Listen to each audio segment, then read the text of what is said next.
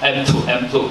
In China? In China, yeah. I haven't seen that. Yeah, but as I know, in the United States, the Fed did not release M2 figures, and they don't think M2 is a very important figure nowadays.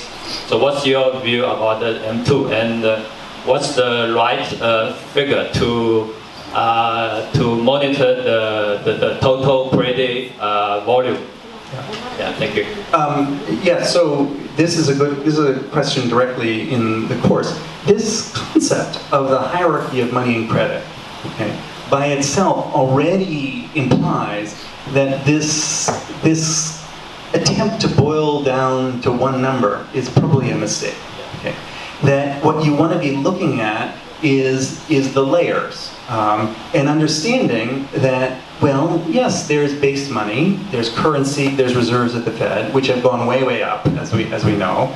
There's M1, there's deposits at the bank, there's term deposits.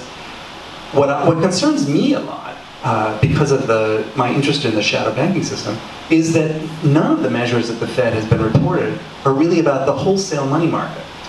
Which is where most of the action is. It's not in household deposits or business deposits. It's in the financial world, and a lot of it is offshore, in fact, even. And the Fed doesn't measure that either. So I think that you probably know in the United States that one of the responses to the crisis was to create a big information gathering effort. There's a new agency in the Treasury that is trying to gather all the information and put it together.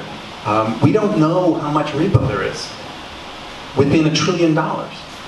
So and that, as you will have learned from the course, is a hugely significant monetary asset. Okay, that corporations view as a substitute for a deposit account, and we don't know how much of it there is.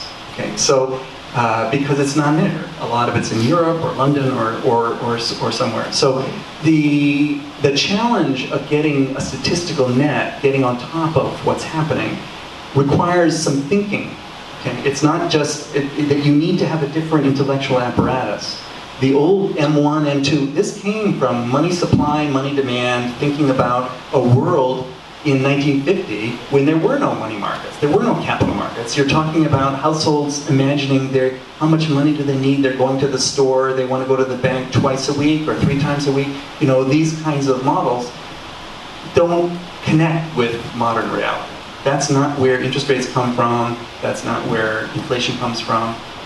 The wholesale money market is, in my view, the place to watch if you're concerned about financial instability.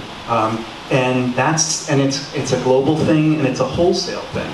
And so that's why I teach this course, because it's really about the wholesale money market. And these are instruments that most people don't come across every day. You know, they're reported in the FT. You can see them, and there's trillions and trillions of dollars, and that's how the world works. So it's the hierarchy of money I go back to always.